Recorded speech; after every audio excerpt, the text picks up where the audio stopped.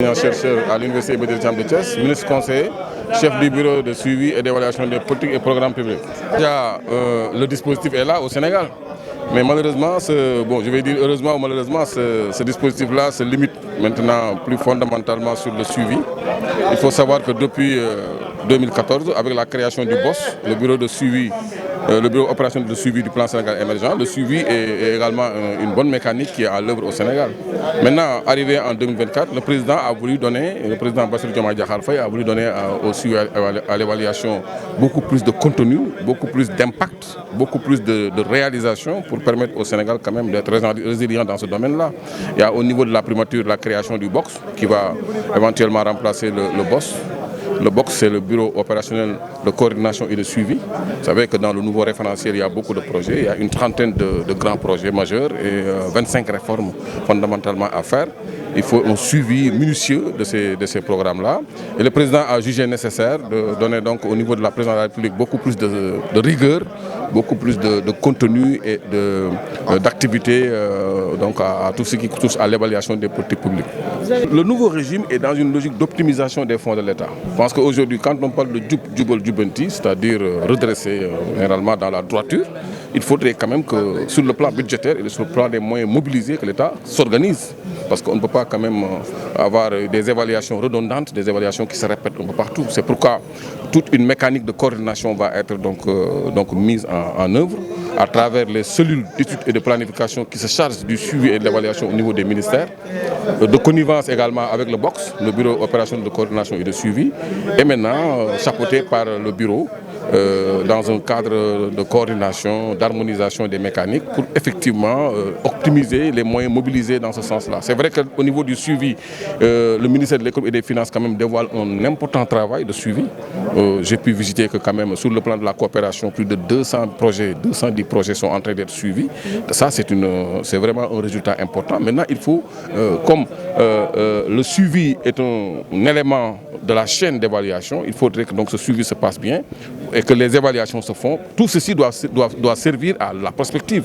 Vous savez qu'au niveau même de la présidence de la République, il y a le bureau d'intelligence et de prospective économique. Donc l'idée du chef de l'État, c'est de créer toute une mécanique nationale de production de données, d'informations et d'éléments, d'outils d'aide à la décision.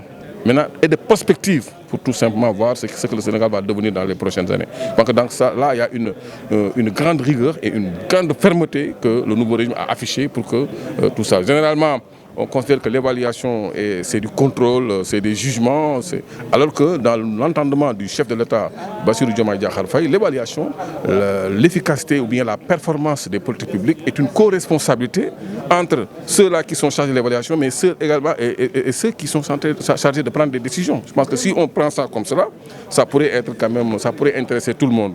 Le fait de considérer effectivement que si les politiques publiques réussissent, ce sera donc la réussite de tout le monde. Et si ça échoue, ce sera l'échec de tout le monde, aussi bien des évaluateurs que ceux qui sont chargés de prendre des décisions. Bonjour d'abord, professeur El Hadj Abdoulaziz Ndiaye, président du réseau des économistes sénégalais, par ailleurs enseignant-chercheur à l'Université Gaston Berger de Saint-Louis. Nous avons tenu à organiser ces journées avec nos collègues de l'ERMA et faire coïncider un peu la deuxième conférence africaine, avec un peu les 4e journées du réseau des économistes sénégalais. Ces journées, on les a organisées surtout, comme je l'ai dit dans mon discours, pour offrir un cadre entre les chercheurs en économie et les praticiens, afin qu'ils puissent échanger sur les questions qui intéressent notre pays, mais qui intéressent l'Afrique en général. C'est pourquoi cette année, nous avons choisi comme thème « Souveraineté, ouverture commerciale et développement endogène ». Vous tous, vous savez qu'aujourd'hui, nos États se sont lancés, notamment le Sénégal, dans un nouveau référentiel en matière de politique, en matière de développement économique et social. Et ce référentiel qui se nomme Sénégal 2050, agenda en matière de transformation structurelle. Et dans ce référentiel, ce qu'on cherche, c'est avoir un Sénégal souverain, juste, mais également prospère. Rien de plus important, en tout cas, pour nos chercheurs, et dans le but d'accompagner le gouvernement à donner notre avis et les idées nécessaires pour permettre au nouveau gouvernement de bien asseoir cette politique et d'atteindre les objectifs visés. Quand on parle de souveraineté, ça ne veut pas dire l'autonomie, ça ne veut pas dire l'autarcie. C'est un peu être en mesure de prendre les décisions qui vaillent dans l'intérêt exclusif de la nation sénégalaise. Mais on ne peut pas continuer, on ne peut pas parler de souveraineté sans parler également d'ouverture commerciale par rapport à ce que nous vivons actuellement dans ce monde. Nous sommes obligés de commercer avec les autres. Et comme le disait le président Diomaye Faye lors de son discours du 3 avril, nous devons continuer, mais défendre nos intérêts et que les échanges que nous devons avoir avec nos partenaires soient des échanges gagnants-gagnants, que tout le monde y profite. Mais un autre aspect fondamental également du thème de cette année, c'est le fait de s'asseoir ou bien d'asseoir le développement par rapport à nos réalités, non seulement, mais surtout par rapport à nos forces. Le développement endogène doit partir de ce que nous faisons, de ce que nous savons faire avant d'aller nous ouvrir. C'est ça un peu l'objet de ce qui nous réunit aujourd'hui.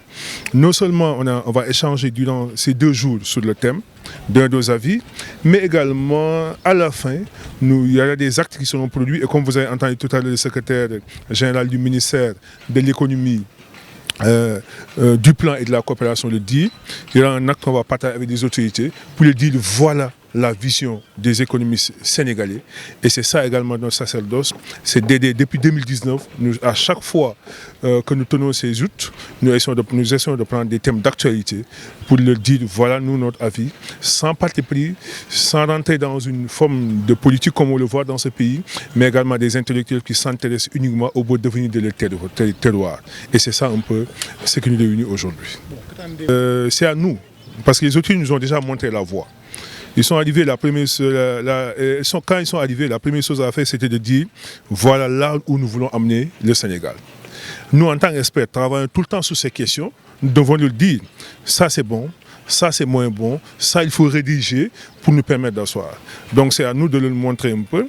En retour, peut-être qu'ils nous accordent une oreille attentive, étant entendu que le Sénégal est un et indivisible, et nous tous nous avons intérêt que le Sénégal puisse aller de l'avant, parce que comme le disait notre vénéré El Hadj Abdoulaziz Dabakh, quand on va arriver à un certain nombre d'émergences, quand on va arriver à un certain nombre de bien-être, tout le monde devra y profiter. En tant que Sénégalais, nous allons y profiter comme tout le monde.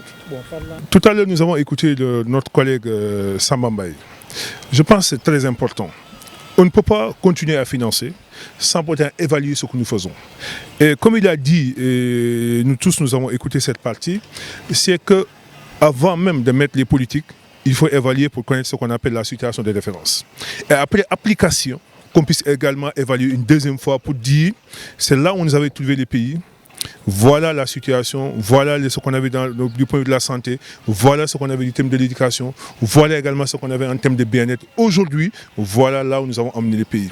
Là, ce ne sont pas des discours, hein, c'est uniquement avec évaluation rigoureuse et sérieuse qui nous permettra carrément de montrer la voie du développement à nos concitoyens.